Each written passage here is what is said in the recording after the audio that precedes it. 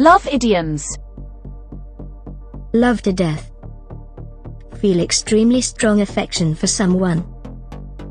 He is prepared to do anything for her, go to any extent because he loves her to death. Origin. The phrase to death originally meant, and of course sometimes still does, to cause death. People and animals froze and starved to death, were hunted, worked and frightened to death. Eventually the phrase was extended to a hyperbolic use meaning to an excessive and distressing degree, as in I was worried to death. I'm sick to death of it.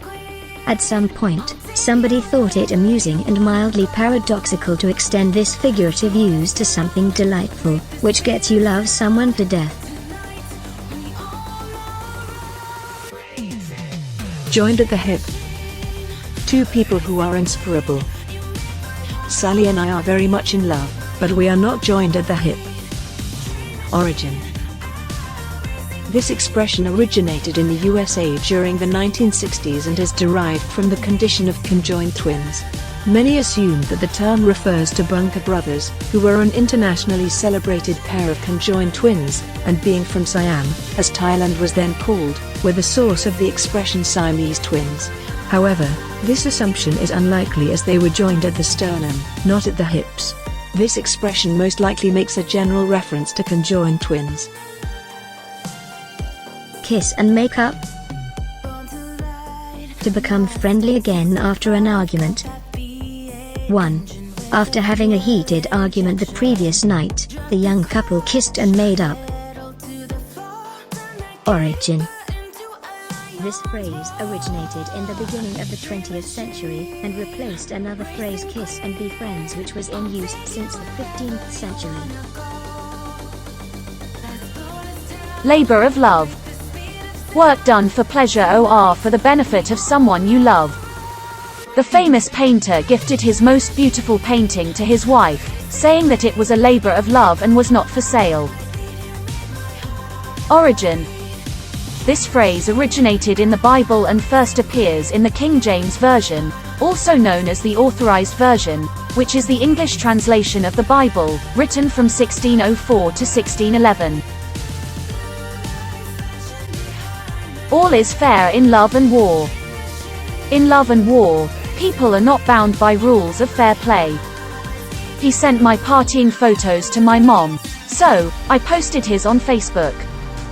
Well, all is fair in love and war. Origin.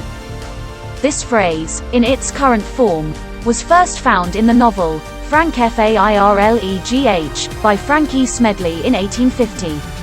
Very similar phrases with the same meaning are found in the 1620 translation of Miguel de Cervantes' Don Quixote II by Tom Sheldon and the 1845 novel Smuggler II by G.P.R. James.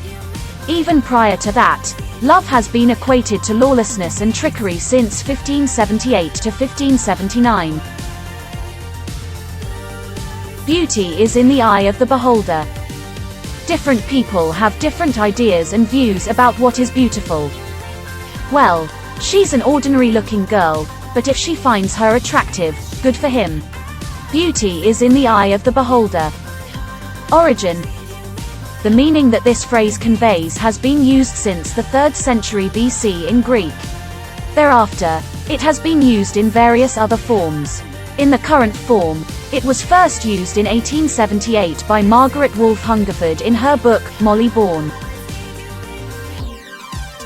Match made in heaven. Two people who are perfect for each other. 2. I hope Lily and Tim get married soon. They are really a match made in heaven. Origin. This phrase is based on the belief that divine forces have a hand in making two compatible people meet and pair up. Pop the question. Propose marriage to someone. Jim and Clara had been dating for about 2 years when he popped the question to her. Origin. This phrase has been used since 1725, but with other meanings related to asking about something important. The specific sense of proposing marriage has been used since 1826. Wear heart on sleeve. Display your emotions openly. Sam always wears his heart on his sleeve, so everyone knew how he was feeling. Origin. This phrase was first recorded in Shakespeare's play, Othello, in 1604, where the treacherous Iago says this to feign openness and vulnerability. Sealed with a kiss. Written and sent with love and care. He wrote a beautiful letter to her, and, to further express his love, sealed it with a kiss. Origin. The acronym of this phrase, SWAKOR SWALK, was commonly written on envelopes sent by servicemen to their lovers during the World War I and II. In medieval times, contracts were not considered legal until the signers included an X to represent St. Andrew and would then kiss the X to prove his sincerity.